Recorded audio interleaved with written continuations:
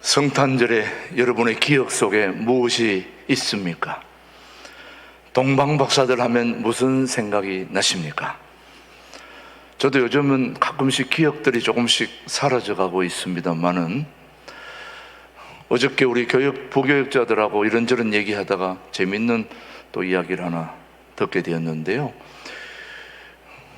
환자 신방을 병원에 갔는데 안타깝게도 그 환자가 식물인간의 상태에서 투병하고 있어서 환자를 위해서 교우들에게 기도를 시켰는데, 그 교우가 기도하면서 이 식물인간이 생각이 안 나는 거예요. 식물인간에 투병하는 이분이 빨리 투병하고 일어설 수 있도록, 회복되도록 그렇게 기도해야 되는데 이 식물인간이 기억이 안 나는 거예요. 그러다가 겨우 생각난 것이, 하나님 어쩌다가 이렇게 채소인간으로 만들어서 어렵게 만드십니까? 그랬다는 거예요. 기억력이 이게 없다 보니까 이런 엉뚱한 말이 나오게 되는 거죠. 여러분, 동방박사 성탄절 하면 무슨 생각들이 있으신지요? 여러분, 성탄절 하면 베들레헴에서부터 예루살렘, 이스라엘로부터 성탄절이 오고 있다고 우리는 그렇게 생각합니다만은, 이미 오래전부터 성탄절은 어디서부터 오고 있느냐? 바로 중국에서부터 오고 있습니다. 왜? 모든 성탄 트리 제품들이 메이드 인 차이나니까. 그래서 벌써 11월 달만 되면 모든 성탄 캐롤 이런 것들이 어디서부터 터지느냐? 중국에서부터 성탄 트리, 또 성탄 캐롤, 이 모든 것이 울려 퍼지게 되다 보니까 모든 비즈니스 하는 분들이 중국으로부터 다 몰려들게 되는 것입니다. 여러분, 한국에서는 어디서부터 성탄절이 지금 시작된다고 보십니까? 남대문 평화시장? 아니면 동두천은 어디서부터 성탄절이, 제가 볼 때는 아마 큰 시장에서부터 시작되지 않을까 생각됩니다만, 어떻습니까 여러분? 자, 이 모두 공통점이 중국에서 남대문, 동대문, 큰 시장 얘기하고 있습니다만, 이 공통점이 하나 있습니다. 뭐가 없는 성탄절입니까? 그리스도가 없는 성탄절이 지금 세계적으로 유명해지고 있다는 거예요. 성탄 트리, 이렇게 대강절 초 다 있어도 정작 이것이 누구를 위해 있는 것입니까? 아기 예수를 기다리는 그 아기 예수가 주인공인데, 주인공이 빠진 그런 성탄절 행사가 얼마나 크게 성행되고 있는지, 오늘 우리는 2022년 성탄절을 앞두고 동방박사들이 어떻게 성탄절을 맞이했는지를 우리가 한번 살피면서 성탄절을 준비하고자 하는 것입니다. 동방박사들이 맞이한 성탄절 첫 번째는 바로 경배와 헌신이 있는 성탄절이었습니다. 뭐와 뭐가요? 경배와 헌신이 있는 성탄절. 자, 오늘 본문 말씀 마태복음 2장 2절입니다. 시작. 유대인의 왕으로 나시니가 어디 계시냐? 우리가 동방에서 그의 별을 보고 그에게 경배하러 왔노라. 뭐 하러 왔다고요? 경배하러 왔다. 이것은 동방박사들입니다. 그들은 바로 동방박사들인데, 여기서 동방은 어디를 얘기하는 걸까요? 페르시아를 얘기한다고 하는 견해가 지배적입니다. 아무튼 이 동방에서 오신 분들은 이 페르시아의 미귀족 사람들 중에 점성가들이었던 것으로 추측이 됩니다. 별을 보고 미래를 판단하고 또 생각하는 사람들.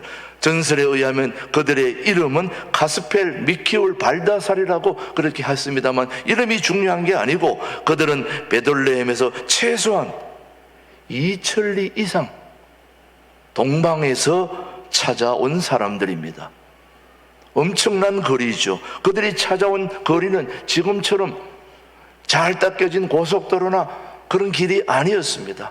그야말로 비포장도로, 험한 강야와 같은 그런 도로였지요. 교통수단이 발달한 것도 아니고 겨우 그들이 이용할 수 있었던 것은 낙타 밖에 없을 정도로 열악한 상황이었음에도 불구하고 동방에서 먼 곳에서 이스라엘의 베들레헴까지 여행하는 것은 하루 이틀의 시간이 요하는 게 아닙니다. 수개월, 또 어떤 데는 수년까지 여행을 해야 되는 먼 거리들이죠. 그런데 동방 박사들은 오직 아기 예수께 경배하는 유일한 목적으로 엄청난 고생을 했던 거죠, 여러분. 그들에게는 다른 목적이 없었습니다. 오직 그 별을 보고 아기 예수께 경배하러 왔다 그랬습니다. 경배를 위해서 이렇게 오랜 시간 고생을 했던 거죠. 저는 오늘 일부 예배 가족들에게 묻습니다. 정말 여러분들은 여러분의 이기적인 목적이 아닌 정말 하나님께 경배하러 오셨습니까? 정말 경배 하나만을 위해서 오늘 이 자리로 찾아오셨습니까? 그렇다면 정말 여러분은 경배하러 오신 분들입니다. 바로 동방 박사들이 자기들의 어떤 경제적인, 어떤 자기들의 개인적인 이기적인 목적을 위해서 찾아온 게 아니라 순수하게 뭘 하기 위해서요? 경배하기 위해서 찾아왔던 거예요. 도대체 경배가 무엇이길래 동방의 박사들이 아기 예수께 찾아왔을까요? 그 이유가 무엇일까요? 바로 마태복음 2장 2절에 그 해답이 있습니다. 시작. 유대인의 왕으로 원하시니가 어디 계시냐? 우리가 동방에서 그의 별을 보고 그에게 뭐하러 왔다? 경배하러 왔다. 왜 경배하러 왔느냐? 첫 번째, 뭐의 왕입니까? 유대인의 왕으로. 그들은 아기 예수를 유대인의 왕으로 인정했던 거죠. 유대인의 왕으로. 우리의 가장 첫 번째 중요한 우리의 목적은 일단 아기 예수로 오신 성탄절의 주인공이 우리 모두의 만왕의 왕으로 인정하는, 거기서부터 우리의 경배는 시작되는 것입니다. 우리가 조선왕조 이후전에 보면은 사극을 보게 되면은 어린아이 앞에서 뭐 합니까, 여러분? 세자 책봉하면서 아무 힘도 없는 어린아이 앞에서 막 절하면서 전하, 성은이 어린이 앞에서 지금 뭐 하는 겁니까? 그런데 그렇게 하는 이유는 아이는 비록 어린아이지만은 그가 좀 누구라는 겁니까? 앞으로 왕으로 지금 책봉됐다는 거예요. 아기 예수로 이 땅에 왔지만은 그 아기 예수는 누구라는 겁니까? 살아계신 만왕의 왕, 우리 모두의 삶의 문제를 해결한 가장 위대한 왕 중의 왕, 아기 예수님은 왕 중의 왕, 만왕의 왕이시기 때문에 그들은 그에게 경배하러 왔다는 것입니다. 자, 우리는 신앙인으로서 가장 먼저 해야 되는 것이 바로 경배입니다. 경배보다 더 중요한 건 없습니다. 경배는 우리 주님의 이름을 높여드리는 것입니다. 경배의 방법 중에 가장 좋은 방법은 바로 예배를 드리는 것입니다. 오늘 여러분의 인생에 가장 중요하다고 생각하는 것이 뭐라고 생각하십니까? 예배해야 됩니다. 그러니 오늘 이렇게 영하 10도, 15도 뭐 곳에 따라 엄청난 추위로 힘들지만 그럼에도 불구하고 우리의 발걸음이 주님의 몸된 교회를 찾는 오직 한 가지 이유가 있다면 우리는 그분께 뭐하러 왔다는 겁니까? 경배하러 왔다는 겁니다. 예배하러 왔다는 겁니다. 저는 우리 신광들에게 모든 가족들의 삶의 가장 중요한 프라이오리티 넘버원은 예배가 되어야 된다 생각합니다. 예배를 위해서 목숨을 던져야 되는 것입니다. 목숨을 걸어야 됩니다. 우리가 예배를 위해 목숨을 걸 때 우리의 목숨을 하나님이 지켜주시는 것입니다. 저는 그렇게 생각합니다. 우리 교인들이 가장 목숨을 걸어야 할 첫 번째는 바로 예배를 위해서 우리 몸을 던질 때에 하나님은 그 던진 몸을 안으시고 여러분의 삶에 복을 주시고 은혜를 주시고 능력을 주시고 힘을 주시는 것입니다. 예배는 모든 사람에게 주신 사명입니다. 한번 여러분 주변을 가만히 살펴보시면은 가장 균형된, 안정된, 그리고 무엇보다도 제대로 사는 사람의 모습을 보고 있다면 그 사람은 바로 하나님께 예배하는 자입니다. 예배만이 하나님을 제대로 알게 하고 사람의 본분을 제대로 알게 하는 가장 중요한 것이 바로 예배인 것입니다. 저는 바로 그 예배를 여러분들이 가장 소중하게 여기게 되기를 주님의 이름으로 축복합니다. 경배를 가장 소중히 여기는 사람이 진정으로 아기 예수님을 기다리는 사람들이죠, 여러분. 경배보다 더 중요한 게 있으면 얘기해 보세요. 저도 거기에 동의할 수 있게 말이죠. 저는 어느 보다도 경배는 가장 중요한 것이 바로 동방박사들이 가장 중요하게 여긴 게 바로 경배였습니다. 그래서 그 먼 길을 찾아와서 아기 예수께 경배하게 된 거죠. 오늘 우리가 동방박사들처럼 우리 모두도 경배하는 삶이 되기를, 또 2023년에도 경배의 삶이 가장 우선적이 되기를 주님의 이름으로 축복합니다. 두 번째는 동방박사들이 두 번째 별을 보고 찾아와서 아기 예수께 경배한 이유는 바로 아기 예수가 있는 겸손의 성탄절이었습니다. 겸손의 성탄절. 마태복음 2장 11절 한번 보시죠. 시작. 집에 들어가 아기와 그의 어머니 마리아가 함께 있는 것을 보고 엎드려 아기께 경배하고 보배합을 열어 황금과 유향과 몰약을 예물로 드리니라. 자, 여러분, 엎드려 누구께 경배했습니까? 아기께 경배하고. 어떤 심리학자가 40여 명의 학생들에게 이런 질문을 했습니다. 너희가 크리스마스 생각하면 뭐가 생각나느냐? 이 성탄절에 크리스마스 하면 생각나는 게 뭐냐라고 심리학자가 40여 명에게 질문을 했더니 모두가 다 첫 번째 꼽는 게 크리스마스 트리. 우리 교회도 성탄절 주렁주렁 달아나서 지나가는 분들이 다 볼 수 있도록 했습니다만은 성탄 트리가 가장 먼저 생각나는 거. 두 번째, 선물. 성탄절 되면 여기저기서 선물 주고받고 하는 거 나오죠. 또 하나가 뭘까요? 성탄절은 공휴일. 트리, 선물, 공휴일, 뭐 이런 걸 들었지만 어느 한 사람도 아기 예수, 예수님이 태어나신 날이라고 적은 사람이 한 명도 없었다는 거예요. 이게 바로 오늘날 우리 삶의 가장 비극 중에 하나이죠, 여러분. 한마디로 말하면 예수 그리스도가 없는, 예수가 없는 성탄절. 산타에 가려지고 세상 향락에 가려져서 예수님이 보이지 않는 거죠, 여러분. 생일 축하 한참 하는데 주인공이 없어요. 주인공이. 언젠간 저도 한번 얘기한 적이 있습니다만, 외국에서 추운 겨울에 귀한 아기, 성아이를, 그 집에 귀한 아기를 위해서 생일 축하로 다 모였는데요, 다 모여가지고 성탄 축하하러 오니까 추우니까 추운 코트를 다 침대 위에 벗어놓고 다 벗어 던지고 그렇게 와가지고 다 생일 축하 파티를 한참 하고 있는데, 야, 오늘 주인공 아기가 어디 있냐? 아기를 찾아러 갔더니 그 어른들 30-40명이 모인 어른들이 다 코트를 침대에다 벗어놨는데 아기가 그 침대에 있는데 그 코트에 다 눌려가지고 아기가 죽어버린 거예요. 질식사를 한 거예요. 그날 정작 주인공은 누구였습니까? 아기 예수가 아니라 아기였는데, 걔가 성탄절 주인인데 어른들이 벗어던진 코트에, 그리고 어른들은 축구한다고 다 모여가지고 난리법석을 떨었는데 정작 아기는 죽었다는 거예요.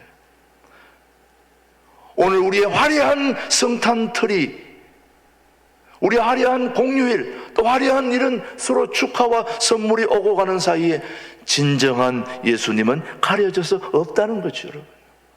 그게 바로 오늘 우리의 비극인 것입니다, 여러분.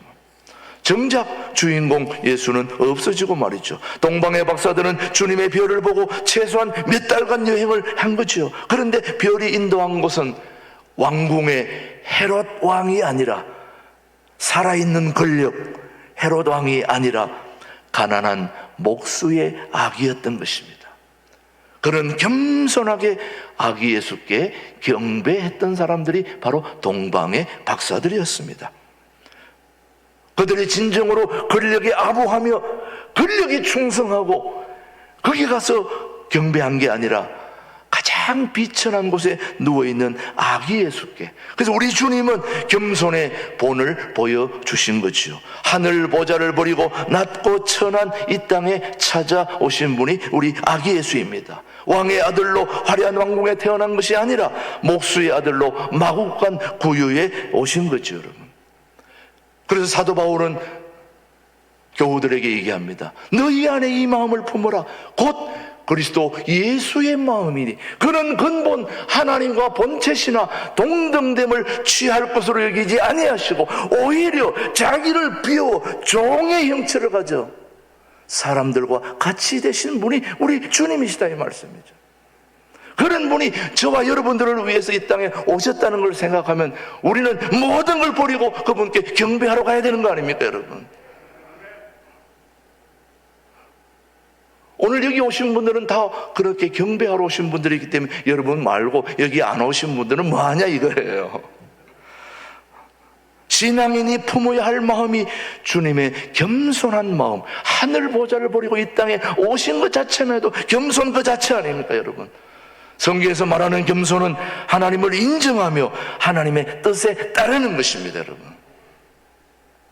이것이 바로 동방 박사들이 하늘 보좌를 버리고 이 땅에 겸손으로 오신 아기 예수님을 찾아와 진정으로 경배한 동방 박사들의 그 겸손함을 우리가 배워야 되지 않겠습니까, 여러분? 저는 이번 성탄절이 그런 성탄절이 되기를 주님의 이름으로 축복합니다. 세 번째는 동방 박사들의 성탄절은 예물이 있는 성탄절이었습니다. 뭐가 있는 성탄절이라고요? 예물이 있는. 우리 마태복음 2장 11절 한 번 더 보십시다. 마태복음 2장 11절 말씀 시작. 집에 들어가 아기와 그의 어머니 마리아가 함께 있는 것을 보고 엎드려 아기께 경배하고 뭘 열었습니까? 보배합을 열어 황금과 유향과 몰약을 예물로 드리니라. 자, 여러분, 동방의 박사들이 아기 예수께 경배하고 그냥 찾아와서 말로만 한 게 아니라 황금과 유향과 몰약을 드렸다는 것입니다. 이거는 당시의 왕을 만나는 사람은 빈손으로 왕 앞에 나갈 수가 없는 것이죠, 여러분. 뭐 지금으로 말하면 여러분들이 뭐 대통령 혹시 요즘은 뭐 정치 때문에 뭐 마음에 안 든다고 말하고 하지만 그래도 대통령이 여러분을 개인적으로 초청했다면 선물 가져가지 않을까요? 빈손으로 갑니까? 여러분이 가장 존귀하게 또 생각하는 사람이 나를 불렀다면, 대통령이 되든 누가 되든 귀한 분이 나를 초청했다면 빈손으로 갑니까? 아니면 뭐라도 준비합니까, 여러분? 동방 박사들은 이렇게 만왕의 왕으로 별을 보고 아기 예수를 찾아왔는데 그냥 올 수 없기 때문에 그들은 황금과 유향과 몰약을 예물로 준비했습니다. 당시에는 왕 앞에 나갈 땐 그냥 갈 수가 없었죠, 여러분요. 어떻게 빈손으로 갈 수 있습니까? 신앙생활에서 예배만큼 중요한 부분을 차지하는 것도 없다고 우리가 늘 생각하고 있는데 말이죠. 예배라고 하는 것은 아기 예수께, 하나님께 살아있는 정말 만왕의 왕이신 하나님께 경배하는. 왜 경배합니까? 우리의 목숨을 건져줬으니까. 여러분의 목숨을 건져준 사람한테 땡큐 그냥 말로만 합니까? 하물며 내가 잃어버린 돈 찾아줘도 그 중에 몇 푼은 그분한테 주는데, 목숨까지 구해줬는데 우리가 그냥 빈손으로 감사합니다, 그 한마디만 할 수 있습니까? 사실은 우리도 지금까지 그래 왔지만 말이죠, 예배의 요소를 모르고 있어서는 안 된다는 거죠, 여러분. 신앙인은 예배를 통해서 하나님을 만나고 하나님께 영광을 돌리고 하나님의 은혜를 받게 되는데, 예배만큼 소중한 것이 없는데 예배에 중요한 네 가지 요소가 있습니다. 여러분, 이 네 가지 요소를 여러분이 잊어버리면 결코 온전한 예배를 하나님께 드릴 수가 없습니다. 여러분, 예배의 요소가 무엇입니까? 여러분, 바로 찬송과 기도와 말씀과 헌금입니다. 여러분, 예배의 요소, 여러분이 하나님 앞에 나와서 가장 먼저 해야 될 게 하나님을 향한 경배, 찬양입니다. 여러분, 찬양은 우리가 그냥 세상 사람들 들으라고 부르는 뽕짝 일반 재즈 카페 이런 게 아닙니다. 그런 거는 세상 사람들을 행복하게 즐겁게 해주는 노래이지만, 우리의 찬양과 찬송은 살아계신 하나님께 감사와 경배로 올려드리는 찬양이 너무너무 중요한 거죠. 여러분, 우리의 목숨을 구해주시고 우리의 삶을 온전히 송두리째 구해주신 그분께 우리는 찬송하지 않을 수가 없는 거죠. 그래서 예배의 가장 중요한 것은 그분께 찬송을 하게 되는 것입니다. 찬양을 하게 되는 것입니다. 그래서 모든 예배의 시작은 찬양으로 시작되는 겁니다. 찬송으로 시작되는 겁니다.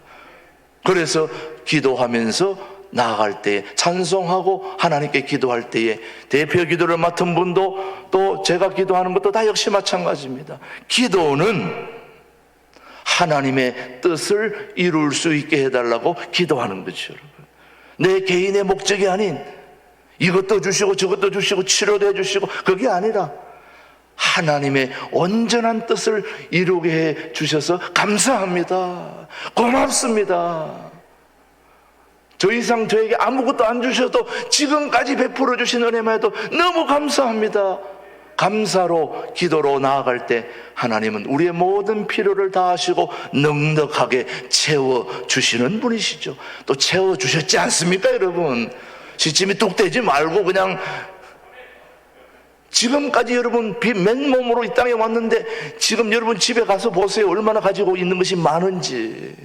어떻게 할 거예요? 그 많은 거 하나님이 주시지 않았습니까? 여러분, 감사 기도해도 부족하죠. 여러분, 뭔데 뭘 또 더 달라고 기도하겠습니까? 그러면 하나님께서 여러분에게 그런 기도를 드릴 때 하나님은 여러분에게 필요한 능력의 말씀을 주시는 거죠. 여러분, 그 말씀을 받아서 그 말씀의 능력으로 우리가 살아가는 거죠. 오늘 여러분 어떻게 사십니까? 물으면 저는 말씀의 능력으로 삽니다, 이렇게 대답해야 되는 거죠. 여러분, 오늘도 그 말씀의 파워, 능력, 말씀은 곧 하나님이시죠. 하나님은 말씀이시고 그 말씀의 능력으로 살면서 이렇게 좋은 말씀을 받았는데 우리가 하나님 앞에 그냥 있는다고요? 하나님께 헌금하는 거죠. 헌금이 무엇입니까? 여러분, 하나님께 감사의 보답으로 드리는 거예요. 여러분,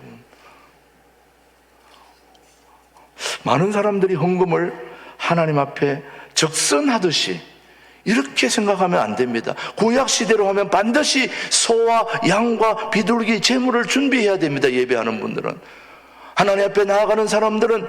그래서 주일 예배, 낮 예배 시간과 절기 때는 꼭 헌금하는 시간을 갖습니다. 오늘도 주보에 봉투가 하나 들어갔습니다. 성탄 헌금.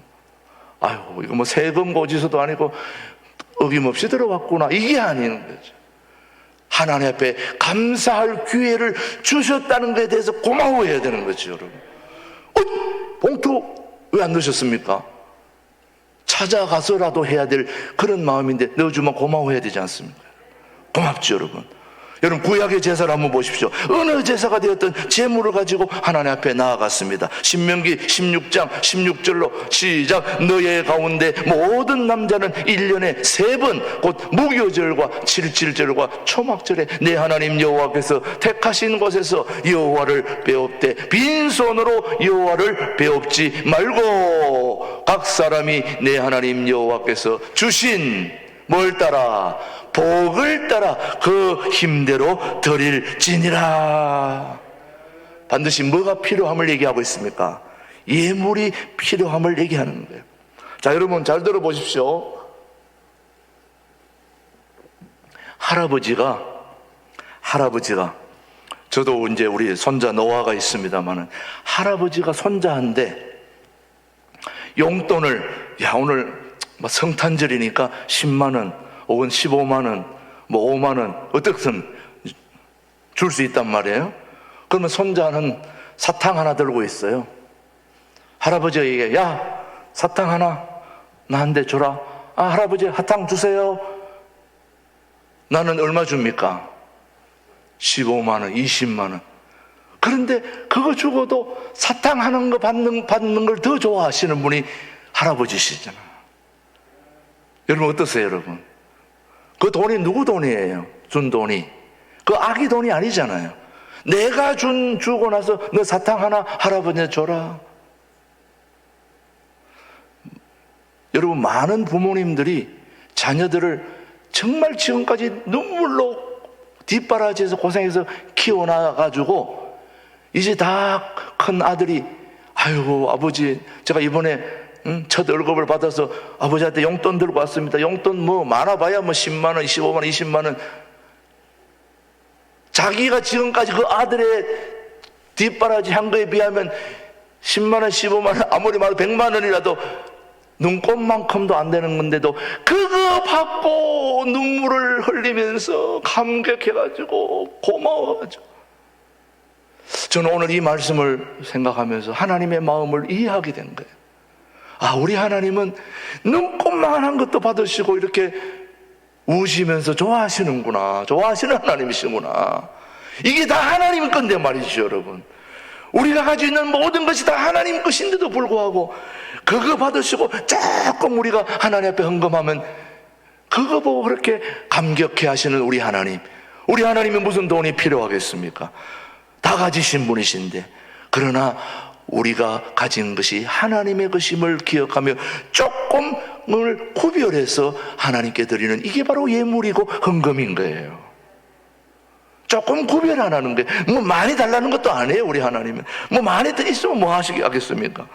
하나님께서 예물을 원하시는 것은 하나님께 무엇이 필요해서 요구하는 것이 아니라 보물이 있는 곳에, 예물이 있는 곳에 우리의 마음이 있기 때문이라는 거죠. 여러분 마음이 있기 때문입니다. 여러분 뭐니 해도 여러분 마음이 뭐니 한 곳에 가 있습니다. 여러분 우리가 아무리 아니라고 그래도 내 마음은 거기 있다니까. 어디에? 여기에 있습니다. 장롱 속에 어디에 이거 숨겨놓은 곳에 아무리 바빠도 그건 알고 있거든요. 내 마음이 거기 가 있다는 거예요. 그렇다면 여러분 마태복음 2장 11절 한번 다시 보십시오. 자, 시작. 집에 들어가 아기와 그의 어머니 마리아가 함께 있는 것을 보고 엎드려 아기께 경배하고 보배합을 열어 황금과 유향과 몰약을 예물로 드리니라. 동방박사들이 아기께 경배 드릴 때 빈손으로 오지 않고 정성껏 예물을 준비했다는 것, 그들이 준비한 유향과 황금과 몰약 이 세 가지는 매우 의미 있는 예물들입니다. 이 세 가지 간단하게 살펴보면 우선 황금은 왕에게 드리는 예물입니다. 황금은 왕에게만 드리는 예물. 그러니까 동방박사들은 아기 예수를 뭘로 알고 있었다는 겁니까? 왕으로 알고 있었기 때문에 왕께 경배드렸다는 것이고, 다음으로는 유향입니다.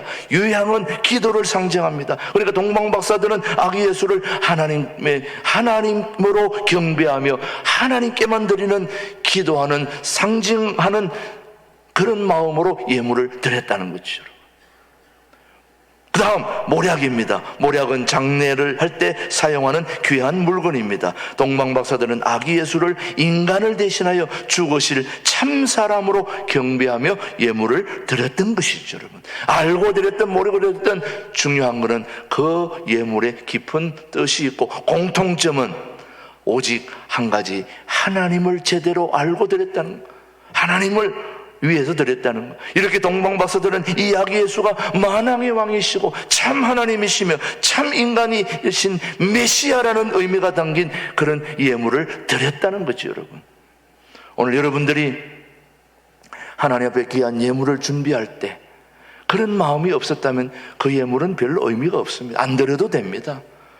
헌금 여러분이 안 하셔도 교회 안 되거나 그렇게 되지 않습니다. 하나님의 교회는 하나님이 이끌어 가시는 거예요. 여러분이 낸 헌금 때문에 되는 게 아니고 하나님은 여러분들의 마음을 받는 거지 예물이 중요한 게 아닙니다. 우리는 가지고 있는 예물을 구별할 뿐인 것입니다. 하나님은 필요한 것을 때를 따라 공급해 주시는 살아계신 하나님이심을 저는 확실히 믿습니다. 그 하나님이 주신 은혜와 감사와 모든 걸 생각해 보면 우리는 가만히 있을 수가 없는 거죠, 여러분. 있어서도 안 되는 거죠, 여러분. 얼마가 됐던 건 중요하지 않습니다.